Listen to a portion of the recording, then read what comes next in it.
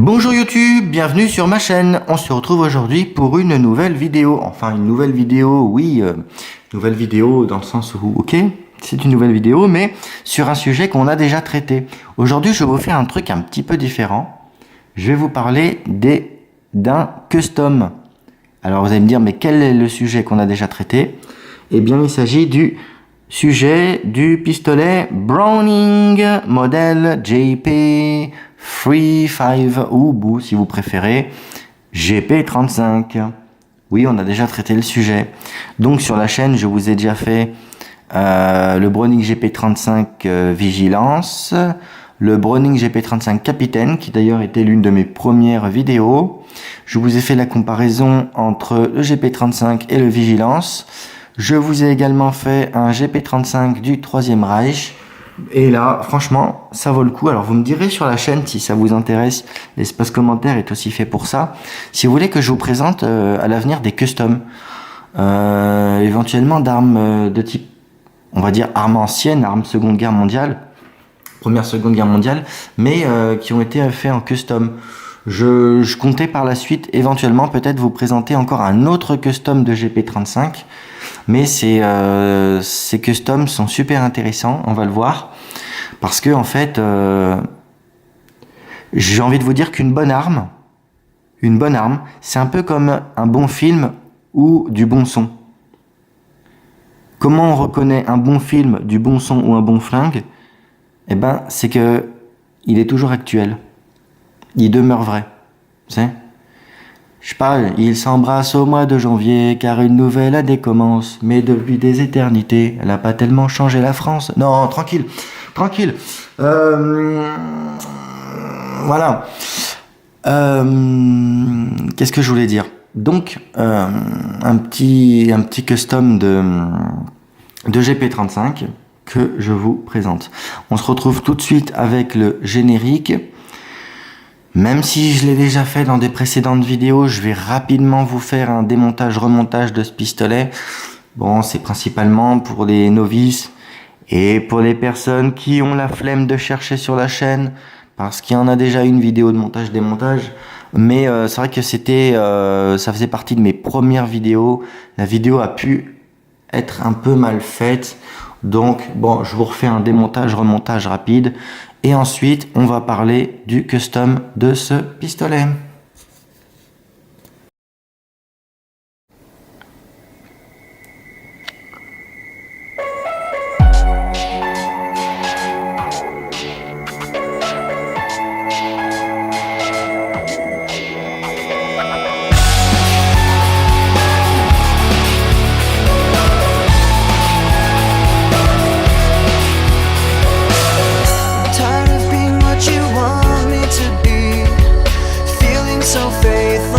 Lost under the surface.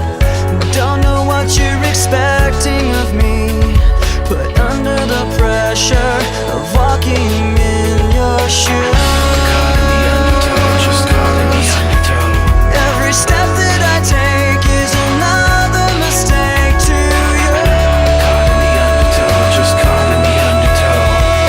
I've become so numb, I can't feel you there. Become so tired, so much more aware. I'm becoming this. All I want to do is be more like me and be less like you. Can't you see that you're smothering me, holding too tightly?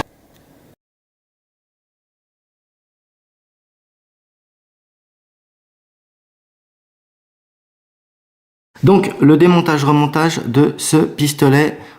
Pour procéder donc au démontage de ce pistolet, on va donc procéder de la manière suivante. On va primo retirer le chargeur à l'aide du bouton ici. On va faire vraiment vite, hein. Franchement, vous m'excusez, mais là, on va pas y passer des plombes. Ensuite, on lève l'arrêteur de culasse, on met la culasse en arrière, on s'ensuit, on machin, qu'il n'y a pas de munitions dans la chambre, ni même dans le puits de chargeur, bla bla bla, vous connaissez les mesures de sécurité, il n'y a pas de munitions dans la chambre, nickel, on peut travailler correctement. Donc, ensuite, pour procéder au démontage de ce pistolet, je vais retirer ici, on va retirer ici l'arrêtoire de culasse.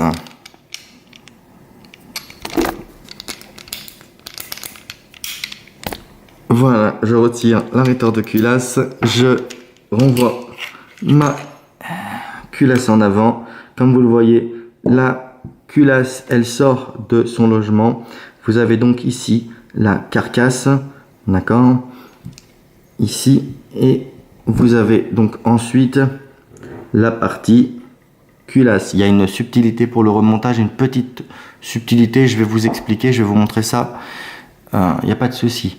Donc ensuite, pour procéder à la suite du démontage, on procède de la manière suivante. On a ce ressort ici que l'on pousse, qu'on vient, donc le ressort tige guide qu'on vient retirer, d'accord, comme ce fer, ok. Et ensuite on a donc là, le canon que l'on pousse ici et qui peut sortir sans problème. Donc vous avez une arme démontée, culasse, canon et le ressort qui fait tige guide ainsi que la carcasse. En étant complètement démonté, je fais le temps pour moi de faire un mini nettoyage, et puisque cette arme je l'ai reçue, j'ai pas encore tiré avec, mais bon, un petit coup de nettoyage, un chouïa, de pas grand chose, et on passe tout de suite au remontage du pistolet.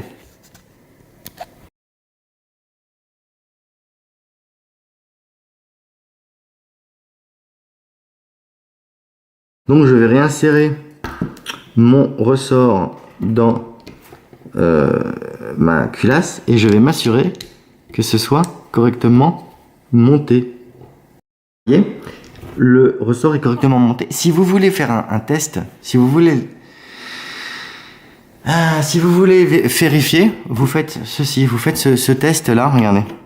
Vous remontez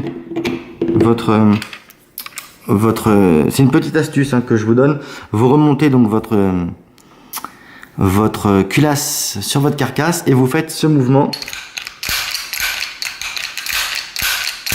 Voilà, pour vérifier que, voyez, le ressort n'a pas bougé de place. C'est une petite astuce que je vous donne pour les novices parce que c'est un piège.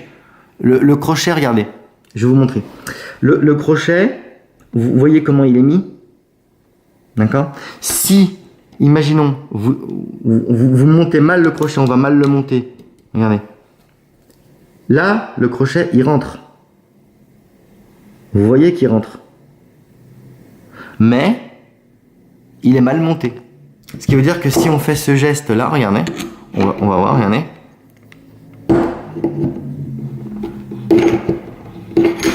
Regardez.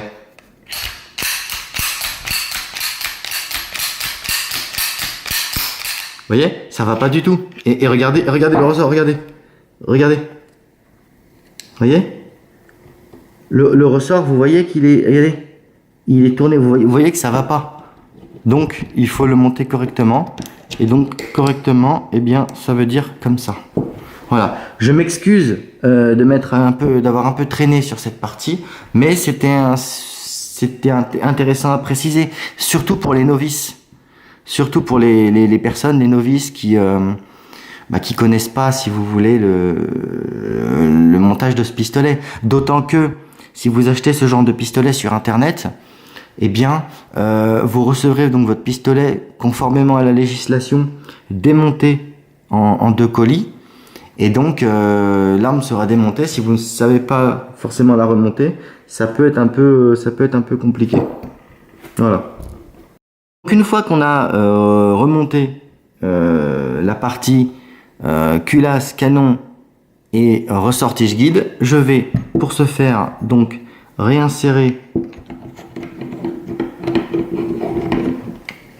ma culasse dans ma carcasse et je vais ensuite remettre, et ça c'est pas confortable à faire mais c'est pas grave, mon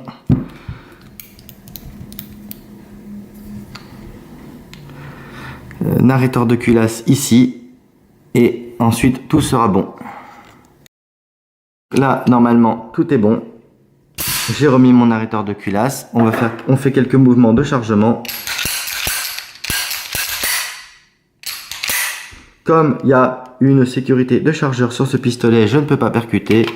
Je remets mon chargeur. Ça percute.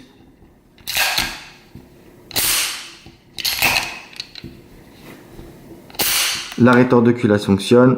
Nickel. Votre arme est remontée, nettoyée, prête à mettre au coffre.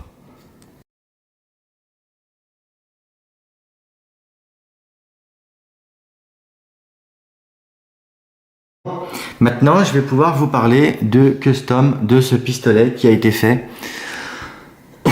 donc de Browning GP35. Maintenant qu'on a vu le démontage-remontage, on va pouvoir parler de ça. Et en fait, c'est super intéressant. Et en plus, on va pouvoir comparer. Vous savez pourquoi? Vous voulez que je vous le dise? Je vous le dis ou je vous le dis pas? Parce que là, on a le custom. Vous êtes d'accord avec moi? Mais c'est une chance pour cette vidéo parce que... Tada! Un GP35, on en a un. D'origine. Un iPower d'origine. Ça, c'est la version d'origine. Ça, c'est le custom. Ah oui, ça change, hein. Alors, on va essayer de faire ça. Je vais essayer de vous le présenter au mieux. D'accord? Donc déjà, on va commencer par celui-là et après on verra la différence avec l'autre. Alors, il faut savoir que les Browning GP35, en fait, c'est, si vous voulez, tout est question d'ajustage. C'est-à-dire qu'en fait, un Browning GP35, tu montes, y a plusieurs versions. Et tu peux faire des customs en montant un chien de tel modèle, une détente d'un autre, une culasse d'un autre, un guidon d'un autre, une hausse d'un autre, et ainsi de suite, et ainsi de suite, et ainsi de suite. D'accord? Donc on va regarder ce qui a été fait sur ce pétard. Franchement, c'est super intéressant. Ces armes-là, si vous voulez, ça a beau être des armes anciennes, en fait, c'est des armes qui sont toujours actuelles. Alors, déjà, un aspect visuel, je vous dirais qu'on est sur un chromage mat dur. C'est pas réalisable par tout le monde. Il faut savoir qu'en France, même au niveau industriel, je vais pas rentrer dans les détails, mais tout le monde ne peut pas le faire. Je connais des grosses boîtes, je veux pas forcément citer les noms ici, des boîtes qui ont du matos, et qui sont pas forcément capables de réaliser ce type de chromage. Vous voyez, c'est pas du Cerakote ou des machins comme ça que ça c'est facile à faire entre guillemets. Au niveau industriel, il y a eu quand même de la recherche sur ce pétard parce qu'on est sur un chromage mat dur et tout le monde n'est pas en capacité de faire ça en fait. Je te mets au défi de ramener ton pétard à ton armurier et de lui dire tiens, je veux un custom, je veux un chromage mat dur. Ouais, tu vas attendre longtemps. Déjà que pour une simple réparation, tu peux attendre 1 an. Non, tranquille, on va pas clasher les armuriers. Non, au calme. Mais voilà, c'est pour vous dire que tout le monde ne peut pas forcément réaliser ça. D'accord? Donc, sur l'aspect visuel, on est effectivement, ça vous a pas échappé. Donc on est là sur un chromage mat dur. On est sur une crosse en pêche-mer. Voilà. On est même sur le chargeur avec un talon pêche-mer. D'accord. Et maintenant, on va comparer en fait les deux modèles. Alors, on va commencer tout d'abord par la culasse. La culasse de celui-ci. Elle est montée avec une hausse capitaine. Donc c'est probablement, je pense, une culasse de Browning GP35 capitaine. Vous avez donc une hausse, comme je vous ai dit, capitaine. Et vous avez également un guidon caractéristique de ce qu'on trouve sur les GP35 modèle capitaine. Moi personnellement, j'adore ce type d'éléments de visée. Je surkiffe ces éléments de visée. Moi j'aime beaucoup. Après ça, c'est propre à chacun. Ok. Maintenant, sur celui-ci, eh bien, vous avez des éléments de visée. Alors ne faites pas attention au niveau de la hausse et du guidon. C'est moi qui ai mis des points blancs dessus. D'accord, c'est que moi je n'aime, à l'inverse, je n'aime pas du tout ces éléments de visée. D'accord. Et j'ai fait quelque chose. Attendez, je vais mettre un peu mieux. J'ai pris l'initiative de mettre du marqueur ici, hein, pour avoir une meilleure acquisition, surtout pour du tir rapide. Ok. Ensuite, maintenant, on va passer au niveau du chien. Alors, c'est peut-être le seul défaut de ce pétard, mais c'est quand vous avez le chien comme ça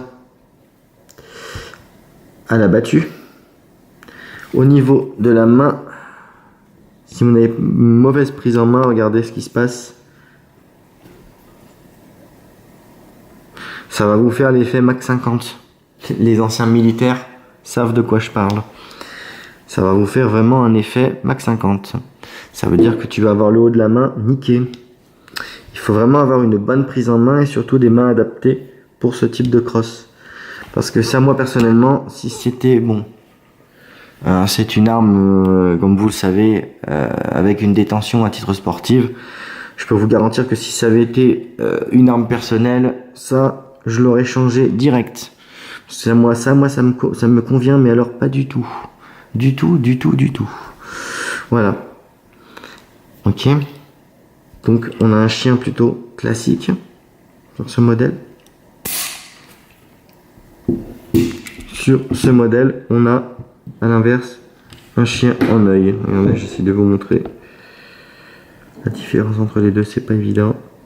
Et là, vous le voyez, le modèle là en arrière-plan avec le chien comme ça, et ici le chien en œil. Ok. Maintenant, on a au niveau de la crosse, on va pas y passer l'année. Ici, vous avez une crosse plastique classique. Ici, sachant que vous avez aussi, puisqu'on est sur la crosse, une dragonne. Ça, probablement, c'était une arme de service. Il faut savoir que la Belgique a eu les GP35 en dotation jusqu'il n'y a pas si longtemps. D'ailleurs, la Belgique était dotée en Browning GP35. Donc ça, probablement, celui-ci était une arme de service. Sur celui-là, il n'y a pas de dragonne. Et comme vous le voyez, la crosse, elle est en pêche-mer. On a des customs encore plus intéressants. Je vais vous montrer. Vous avez le cran de sûreté. Le cran de sûreté, regardez, il est ambidextre. Ok. C'est pour vous dire à quel point on peut faire des super trucs avec ces armes anciennes. Donc le cran de sûreté sur ce modèle, il est ambidextre. Alors que bien sûr, sur ce modèle, il est uniquement à gauche. Et puis en plus, il y a une préhension qui n'est vraiment pas la même. Regardez. Vous voyez, ici, le cran de sûreté ici, là. Alors que sur ce modèle, vous voyez, voilà, on a vraiment une préhension qui est beaucoup plus adaptée. Voilà.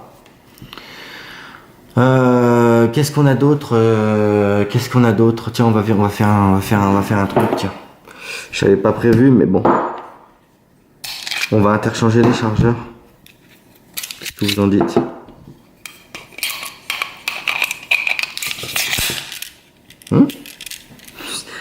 Les chargeurs sont interchangeables.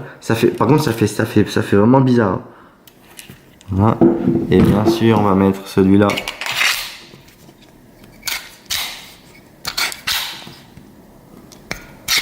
Voilà. Dedans, ça rentre. Nickel.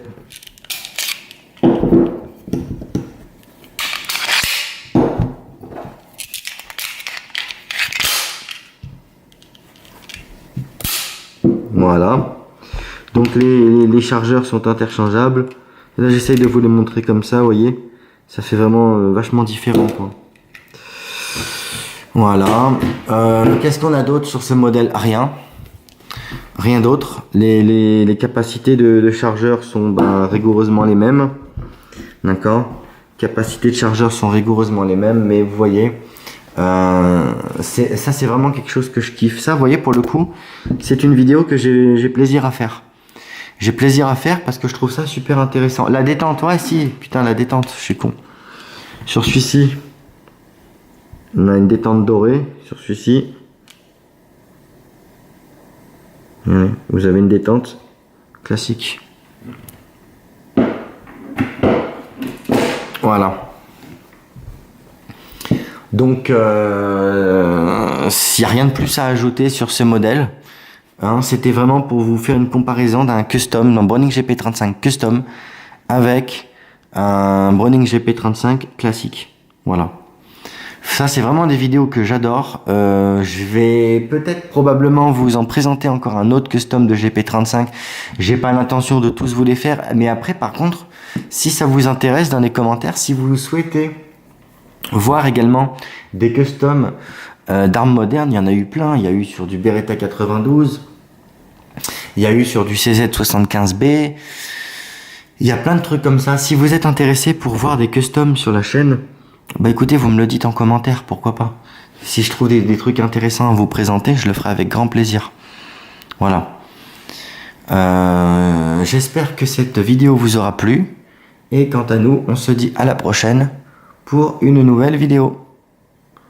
Il me reste plus qu'à vous souhaiter une bonne semaine. Et selon la formule consacrée, bon tir.